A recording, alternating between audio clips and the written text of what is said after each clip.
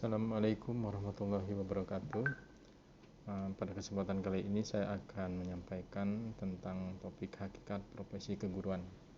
Baiklah, kita akan mulai dengan slide per slide berikut ini.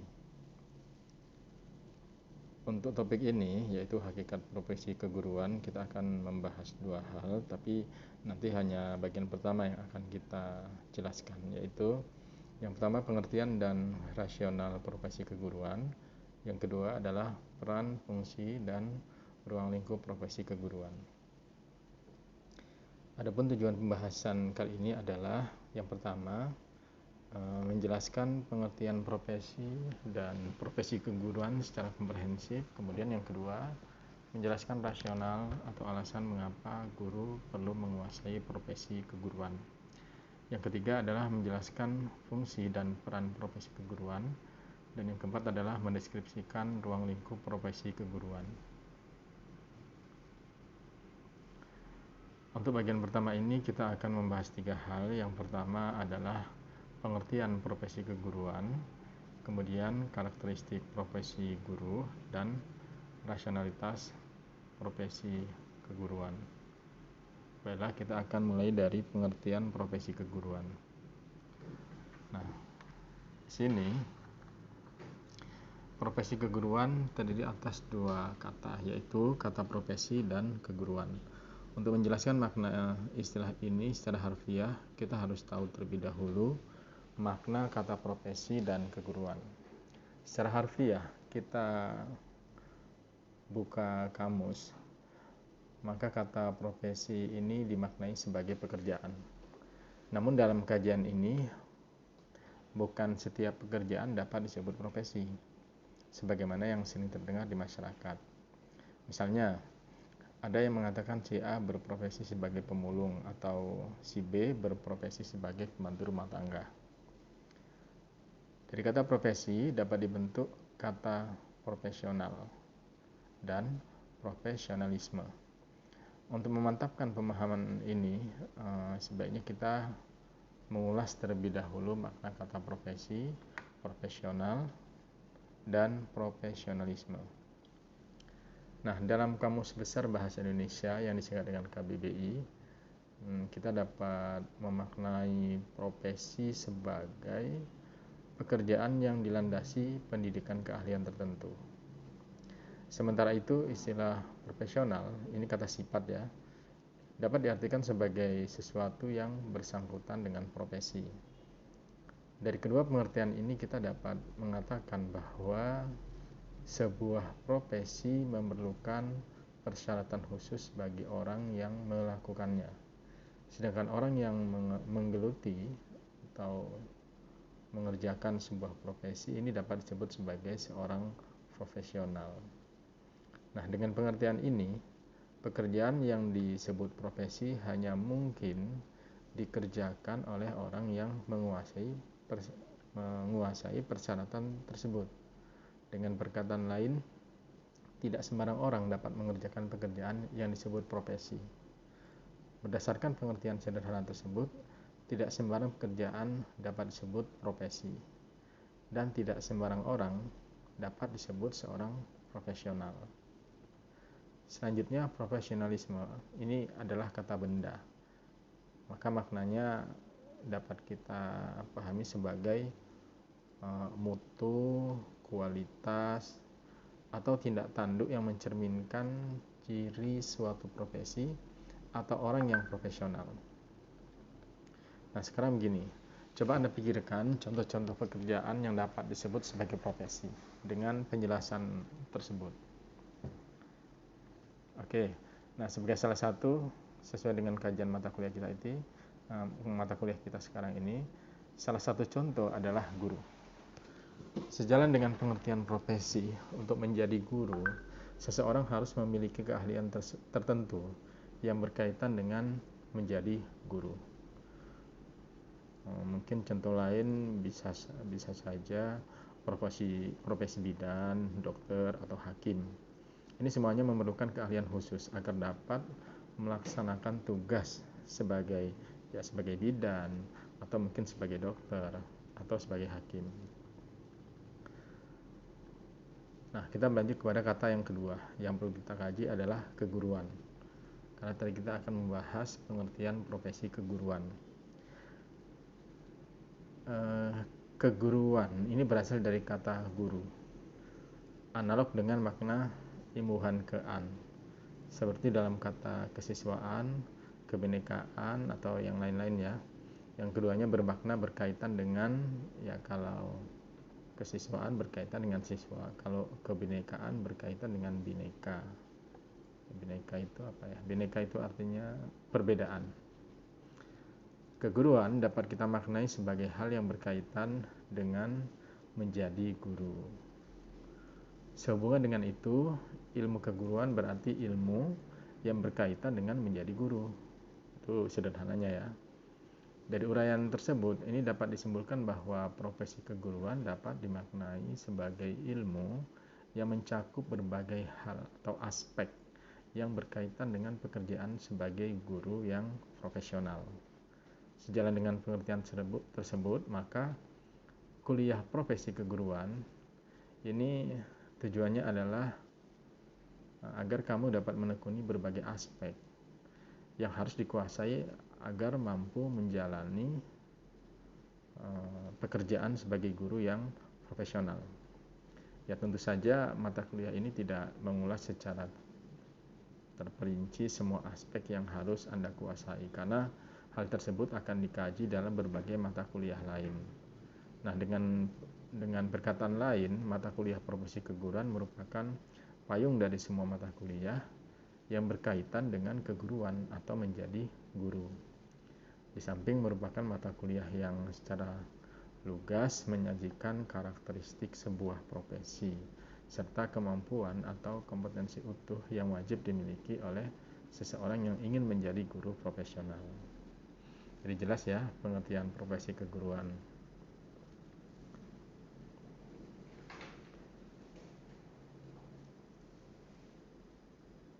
Nah, kita lanjut kepada bagian kedua, yaitu karakteristik profesi guru. Karakteristik ini bisa berarti ciri-ciri atau sifat, boleh juga lah. Sejalan dengan pengertian dan persyaratan profesi seperti yang telah diuraikan di awal tadi, guru atau yang sering dikenal sebagai pengajar ini merupakan satu profesi. Oleh karena itu, guru sebagai profesi tidak dapat dilepaskan dari pemahaman yang utuh mengenai apa itu profesi.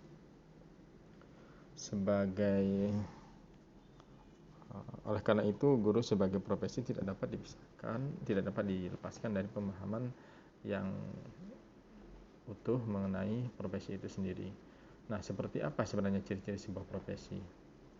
Dan persyaratan apa yang harus dipenuhi oleh sebuah pekerjaan agar dapat disebut sebagai profesi? Nah, kita di sini melihat pendapat dari Darling-Hammond dan Goodwin.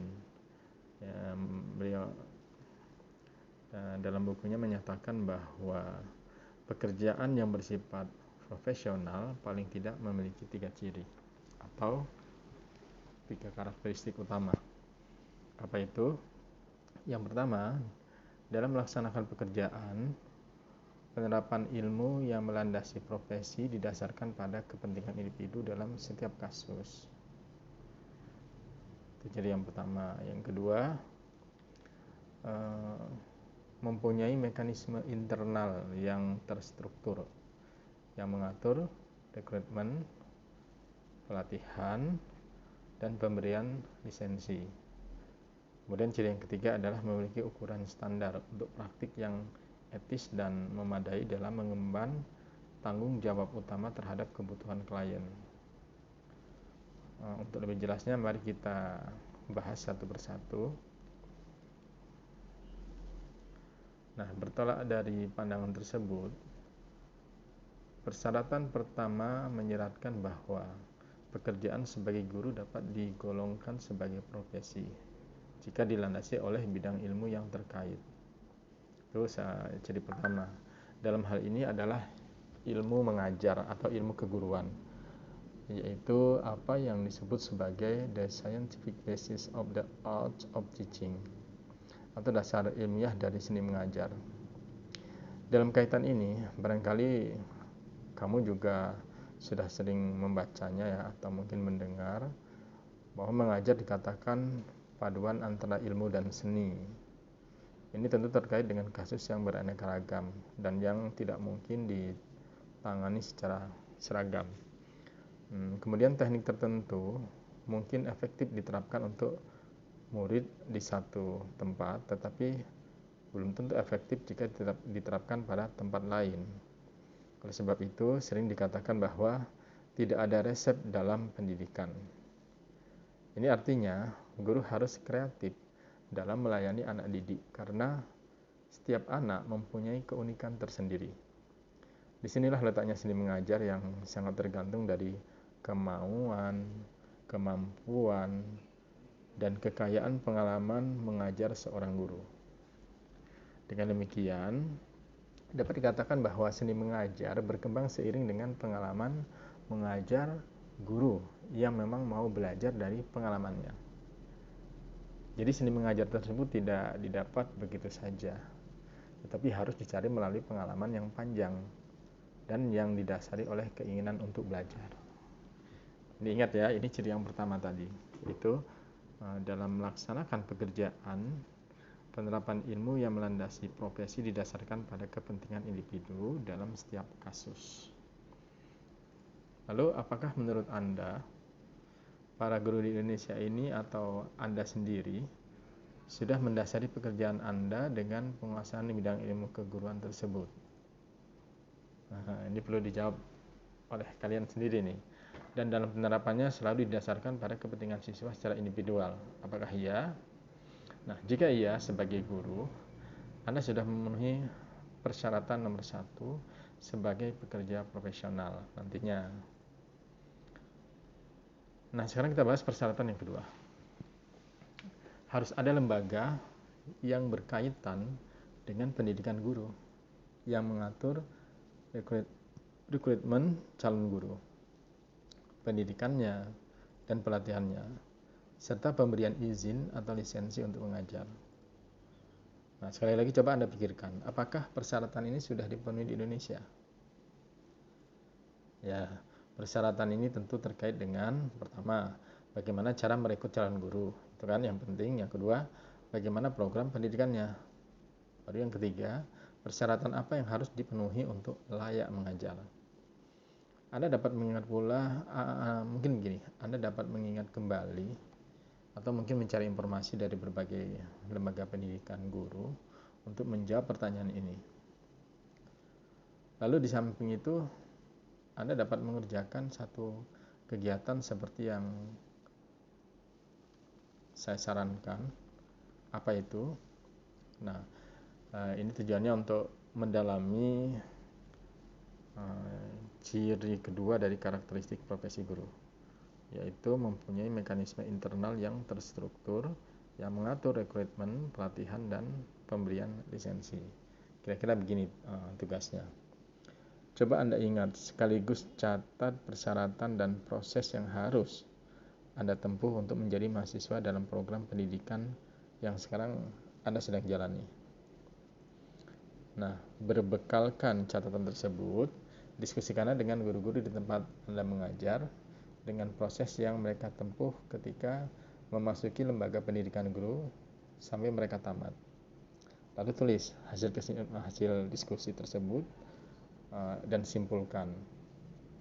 Kemudian cocokkan kesimpulan kamu dengan teman-teman sesama satu kelas kalian dalam mengambil mata kuliah ini. Ya, ini mungkin nanti akan saya fasilitasi diskusinya melalui e-learning ya. Saya sedang coba juga melengkapi isi bahan di e-learning. Oke ya, jelas bagian kedua tadi. Nah, dari hasil diskusi yang nanti akan kalian dapatkan, mestinya kamu dapat menyimpulkan bahwa rekrutmen dilakukan oleh lembaga pendidikan guru, atau kalau kita di Tarbiyah namanya LPTK, Lembaga Pendidikan Tenaga Kependidikan. Jadi menghasilkan guru dan tenaga pendidikan yang lain. Nah, LPTK berdasarkan berbagai ketentuan yang ditetapkan oleh Kementerian Pendidikan dan Kebudayaan, atau kalau kita UIN diatur oleh Kementerian Agama ya, yang mengacu pada kebutuhan guru dan persyaratan yang harus dipenuhi oleh setiap calon guru. Maka proses pendidikan yang dihayati oleh setiap calon guru mungkin bervariasi antar LPTK. Tetapi intinya semua calon guru akan melalui proses pendidikan yang memungkinkan mereka menjadi calon guru yang mampu menjalankan tugas sebagai guru yang profesional. Nah, terakhir, para calon guru ini akan memperoleh kelayakan untuk menjadi guru jika sudah menguasai kompetensi akademis. Ini juga diatur dalam undang-undang terkait dengan kompetensi pedagogi, kompetensi kepribadian, kompetensi sosial, dan kompetensi profesional. Itu 4 kompetensi yang harus dimiliki oleh guru ya. Nah, ini juga kamu harus mampu menerapkan kepentingan, maksud saya kamu harus mampu menerapkan kompetensi tersebut dalam konteks yang sebenarnya, yaitu madrasah atau sekolah. Nanti kamu juga bisa merujuk Undang-Undang Nomor 14 Tahun 2005 tentang guru dan dosen pasal 8. Dapat saya bacakan petikannya. Undang-Undang Nomor 14 Tahun 2005 tentang guru dan dosen pasal 8. Guru wajib memiliki kualifikasi akademis, kompetensi, sertifikat pendidik, sehat jasmani dan rohani, serta memiliki kemampuan untuk mewujudkan tujuan pendidikan nasional. Itu landasan hukumnya. Nah, hanya mereka yang memenuhi persyaratan tersebut yang dapat diangkat atau diizinkan menjadi guru. Dengan demikian, persyaratan untuk diangkat menjadi guru sangat jelas dan diatur dalam undang-undang. Ini tadi terkait dengan bagian kedua dari karakteristik profesi guru. Persyaratan terakhir adalah memiliki ukuran standar yang etis. Tadi sekarang bagian ketiga ya. Persyaratan terakhir adalah memiliki ukuran standar yang etis dalam melayani klien. Siapa klien kita? Ya tentu siswa. Ini berarti harus ada semacam kode etik bagi setiap pekerja profesional, baik itu guru, bidan, dokter, maupun hakim. Dan masih banyak lagi pekerja profesional lainnya. Bagi guru, kode etik yang diterapkan ketika melayani peserta didik atau siswa, murid, ini berorientasi pada kebutuhan dan kepuasan murid, siswa. Nah, pada gilirannya, kepuasan dirasakan oleh anak didik akan merupakan kepuasan guru. Nah, karena itu, guru harus mengenal dengan baik karakteristik dan kebutuhan peserta didik yang menjadi tanggung jawabnya. Jadi jelas contoh-contoh yang sudah kita bahas dari karakteristik profesi guru ini memberikan gambaran ya sama kalian bagaimana guru yang profesional itu. Lalu sejalan dengan itu juga kode etik juga berfungsi mencegah tindakan yang dapat merugikan peserta didik atau klien. Misalnya kode etik ini akan mencegah guru untuk membocorkan rahasia negara yang berkaitan dengan proses pendidikan. Misalnya membocorkan soal ujian. Ya mungkin Anda akan bertanya, jika guru membocorkan soal ujian, peserta didik tentu akan diuntungkan, bukan dirugikan. Apakah benar demikian? Nah, jika Anda menjawab ya, berarti Anda belum paham akan esensi pendidikan yang seyogianya dikuasai dengan baik oleh guru profesional. Kenapa? Ya, karena pembocoran soal ujian lebih-lebih oleh guru ini merupakan dosa besar. Maksudnya sih ya kesalahan itu berarti. Ya namanya salah ya jadi berdosa. Karena guru telah mendidik anak-anak dengan cara yang salah. Dan yang akan menjurus pada berbagai kebohongan. Sesuatu yang sangat tidak diharapkan terjadi dalam dunia pendidikan. Di samping cedera karakter, ya maksudnya karakter menjadi rusak ya karena berbohong dan tidak jujur. Maka perbuatan guru seperti ini akan bersifat fatal bagi anak didik karena memberikan contoh yang tidak baik. Jika ketahuan, tidak mustahil kelulusannya dapat dibatalkan dan ini pasti akan mencoreng nama baik guru itu sendiri, juga institusi tempat dia bekerja. Demikian pula para hakim. atau profesi lainnya. Di sisi lain, karakteristik profesi guru juga mengacu pada karakteristik profesionalisme yang ditandai oleh dua pilar penyangga utama, yaitu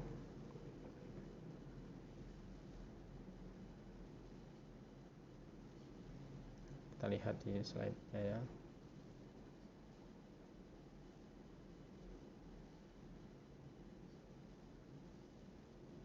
Nah, ini dia. Dari sisi lain, karakteristik profesi guru juga mengacu pada karakteristik profesionalisme yang ditandai oleh dua pilar penyangga utama, sebagaimana yang terlihat pada slide kamu itu ya, yaitu layanan ahli yang aman menjamin kemaslahatan klien serta pengakuan dan penghargaan dari masyarakat.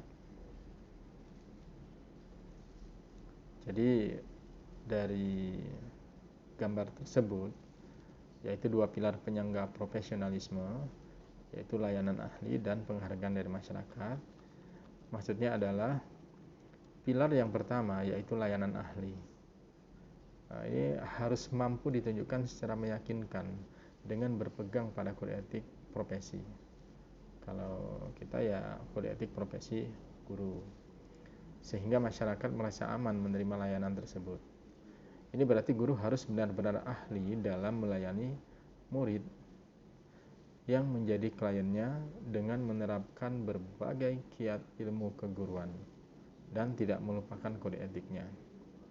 Jika layanan ahli tidak muncul, masyarakat yang dilayani akan merasa tidak nyaman dan bisa jadi kecewa karena pendidikan anak-anaknya tidak sesuai dengan standar nasional yang mereka harapkan.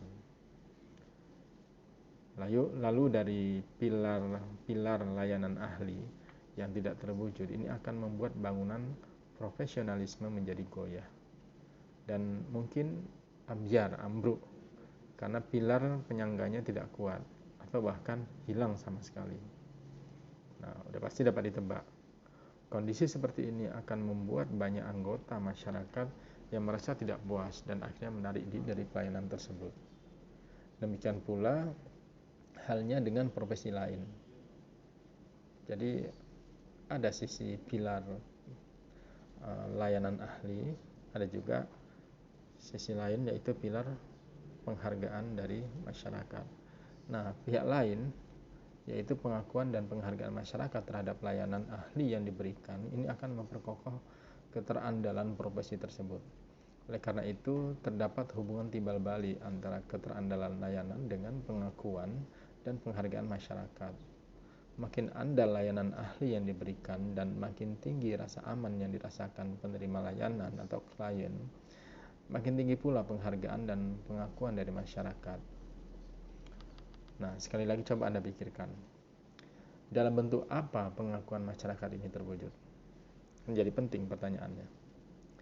Pengakuan dari masyarakat ini dapat terwujud dalam berbagai bentuk seperti adanya tunjangan profesi yang sudah direalisasikan bagi guru yang sudah berpredikat guru atau pendidik profesional, rasa hormat masyarakat terhadap guru dan sekolah atau madrasah, atau pemberian tanda jasa atau penghargaan berupa sertifikat. Mungkin juga kesempatan untuk saya lanjutkan. Artinya pilar penghargaan dari masyarakat ini tadi sudah kita contohkan, yaitu pengakuan dari masyarakat. Ini dapat berwujud dalam berbagai bentuk seperti tunjangan profesi yang sudah direalisasikan bagi guru yang sudah berpredikat guru atau pendidik profesional, termasuk rasa hormat masyarakat terhadap guru dan sekolah atau madrasah, atau pemberian tanda jasa atau penghargaan yang berupa sertifikat. Lalu kesempatan untuk mengikuti peristiwa di tingkat regional atau nasional, bahkan di tingkat internasional. Jadi di samping itu ada pula bentuk penghargaan yang sangat khas. Dalam kaitan ini barangkali Anda tahu bahwa ada itu ya beberapa sekolah atau madrasah yang menjadi favorit masyarakat sehingga setiap awal tahun ajaran selalu menjadi rebutan orang tua siswa. Mereka berbondong-bondong, berlomba-lomba untuk bisa anaknya masuk ke sekolah atau yayasan itu. Mereka ingin anaknya diterima di sekolah favorit tersebut atau madrasah impian lah, kira-kira begitu. Ini merupakan salah satu wujud penghargaan atau pengakuan yang sebenarnya dari masyarakat. Dalam konteks ini, perlu ditekankan sekali lagi bahwa tugas-tugas guru yang bersifat profesional ini harus ditunjang oleh sistem penghargaan yang membuat orang merasa betah, sehingga guru mampu fokus pada peningkatan kualitas layanan yang diberikan. Ini dia dua penyangga profesionalisme, yaitu pilar layanan ahli dan pilar penghargaan dari masyarakat. Jadi penjelasan ini juga sebenarnya sejalan dengan kriteria pekerjaan profesional yang menyebutkan bahwa sebagai pekerja profesional, guru berhak mendapat imbalan yang layak. Imbalan yang layak bukan hanya dalam bentuk materi, tetapi juga dalam bentuk penghargaan, rasa segan, hormat masyarakat terhadap guru, seperti yang sudah diuraikan tadi. Nah, jika penghargaan atau imbalan ini masih terabaikan, tentu ini citra guru profesional tidak akan muncul. Bagaimana mungkin seorang guru dapat fokus ya pada tugas profesionalnya jika imbalannya yang diterima tidak mencukupi untuk hidup secara layak? Artinya guru seperti ini akan mencari penghasilan tambahan dengan berbagai cara. Nah, tidak mustahil jika pekerjaan sambilan kemudian berubah menjadi pekerjaan utama, sehingga pekerjaan sebagai guru ini jadi terabaikan, sehingga layanan ahli menurun. Jika hal ini terjadi, predikat guru profesional tidak dapat dipertahankan karena pilar penyangga profesionalisme itu sudah tidak kokoh lagi. Nah, mohon ini diperhatikan kalian yang calon guru nanti suatu saat akan jadi guru. Dua pilar ini menjadi penting. Dan ini enggak pekerjaan individual ya, tapi ini juga pekerjaan bersama, sesama pekerja yang profesinya di bidang yang sama. Dalam hal ini contohnya adalah bidang keguruan. Saya pikir ini menjadi jelas. Lalu kita akan melanjutkan pada pertanyaan, yaitu apa ya? Kalau tadi kita sudah bahas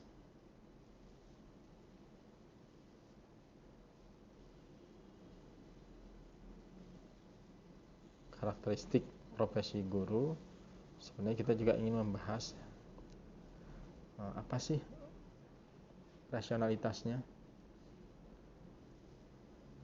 sehingga profesi guru ini menjadi layak untuk kita bahas ya. Oke, kita ingat kembali Darling, Hammond, dan Goodwin menyatakan bahwa ada 3 karakteristik umum yang wajib dimiliki oleh pekerja profesional, yang tadi sudah kita uraikan panjang lebar. Yang pertama adalah bahwa pekerjaan dilandasi atas bidang ilmu yang sesuai atau qualified body of knowledge. Itu penting dan itu dikuasai pada saat sekarang kamu sedang kuliah inilah. Kemudian yang kedua, ada mekanisme terstruktur untuk mengatur perekrutan, pendidikan, dan penetapan standar praktik yang etis dan tepat. Baru yang ketiga, tanggung jawab utama, yaitu kemaslahatan klien. Nah, ini yang menjadi landasan rasional kita ya. Kenapa profesi keguruan itu sangat penting untuk diwujudkan sebagai bentuk profesionalitas kita sebagai guru. Nah, jika memang guru adalah pekerjaan profesional, sudah seharusnya guru memenuhi ketiga persyaratan tersebut, sehingga mampu memberi layanan ahli yang membuat peserta didik dan masyarakat luas, khususnya orang tua peserta didik, menjadi puas dan merasa aman atas layanan yang diberikan. Nah, agar mampu memberi layanan yang seperti itu, mau tidak mau guru kan harus menguasai dengan mantap baik teori maupun praktik penerapannya berbagai aspek dari ilmu keguruan tersebut. Ini sebagai contoh. Bagaimana mungkin seorang guru mampu menyusun rencana pembelajaran kalau dia belum menguasai bentuk dan cara membuat rencana tersebut?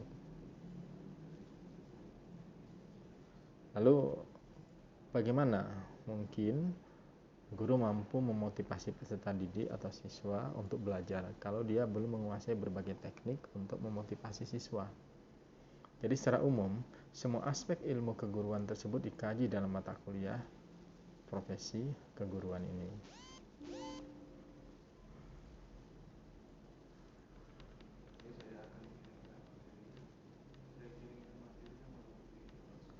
Nah, bertitik tolak dari penjelasan di awal tadi, nampaknya guru yang profesional itu memang ditunggu-tunggu dalam dunia pendidikan di Indonesia. Namun, apakah harapan ini akan terwujud?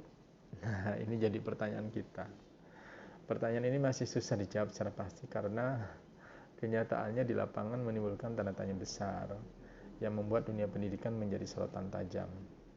Berikut ini dapat kamu simak berbagai peristiwa yang meresahkan tersebut yang mengerucut pada kesimpulan bahwa fakta di lapangan menunjukkan banyaknya penyimpangan yang terjadi dalam upaya mengangkat harkat dan martabat guru. Apalagi sekarang di zaman era teknologi informasi dan komunikasi, ya sosial media itu dengan cepat menyebarkan berita-berita. Barangkali bisa kita contohkan ini ya, berbagai peristiwa yang pernah terjadi dalam penyelenggaraan ujian nasional misalnya, yang juga melibatkan para guru dan kepala sekolah, merupakan tamparan yang telak bagi profesi guru. Karena apa? Peristiwa tersebut sangat bertentangan dengan etika sebuah profesi. Guru yang memerintahkan murid atau siswa untuk membantu temannya dalam ujian, ini kan sebenarnya nggak kena etiknya gitu. Bahkan ada guru yang langsung membantu murid memberi kunci jawaban. Ya tentu ini sangat bertentangan dengan etika dan profesi. Dalam hal ini profesi guru. Nah, jika begini halnya, kapan kita dapat mengharapkan kualitas lulusan akan meningkat? Ya, bukan hal itu saja sebenarnya. Masih ada lagi yang lebih mengerikan, ya ketika Undang-Undang Nomor 14 Tahun 2005 tentang guru dan dosen yang mempersyaratkan guru harus berkualifikasi minimal sarjana ya S1 atau diploma 4 di 4 diterbitkan dan diberlakukan. Jadi sebagian guru menyikapi secara serampangan gitu, sebagaimana yang diungkapkan oleh Wardani, bahwa kebijakan ini menimbulkan kepanikan yang berakibat cukup fatal. Berita yang dimuat dalam Kompas tanggal 25 Februari tahun 2006 dengan judul berita "Guru SD mulai berlomba memburu gelar S1", tentu sangat menarik headline beritanya, lebih-lebih bagi mereka yang peduli akan dunia pendidikan. Namun apa kepanikan guru setelah tahu bahwa kualifikasi akademis minimal yang harus dimiliki oleh guru adalah S1 di 4? Ini mencerminkan kebingungan luar biasa, karena guru SD di Jakarta langsung memburu gelar dengan mengambil program S1 secara sembarangan. Bahkan yang paling memperhatikan, banyak yang mengambil program studi S1 administrasi perkantoran. Nggak nyambung lah ini dari segi layanan ahlinya, karena gara-gara peraturan atau Undang-Undang Nomor 14 Tahun 2005. Hal ini pasti sangat merugikan guru dan sekolah tempatnya mengajar. Nah, kompetensi akademis dan profesional yang akan diperoleh guru melalui perburuan gelar secara sembarangan tersebut ini tidak akan mendukung peningkatan kinerja sebagai guru profesional yang diharapkan akan menghasilkan lulusan yang lebih bermutu. Jadi itulah penjelasan-penjelasan yang dapat kita pahami ya dari sisi ke ciri-ciri profesionalisme guru.